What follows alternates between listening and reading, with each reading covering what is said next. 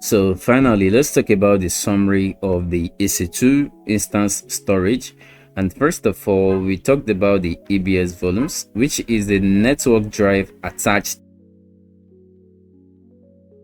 to one EC2 instance at a time. And also, it is mapped to one availability zone. So your EBS, it's a network drive attached only to one instance at a time, and is also mapped, that is, it can only be available in one availability zone. And then you can also use an EBS snapshot for backups, or you can also use it to transfer volumes across multiple AZs.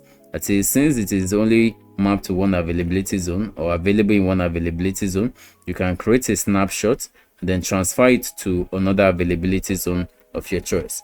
We also talked about AMI, how to create your own AMI. Okay, create a ready AMI. In this case, that an advantage is that you can use it for your own customizations and so on and so forth.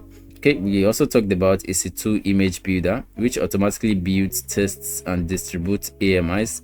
And then we talked about the EC2 Instance Store, which I said is a high performance disk attached to your EC2 instance. Okay, and you can potentially lost it if your instance is stopped or terminated. And then the EFS, which is the elastic file system, which you obviously talked about it, that's a network file system that can be attached to hundreds of instances in a region. So imagine how powerful that is. And then we talked about some couple of different scenarios as well. Okay, so that's all for this in this case.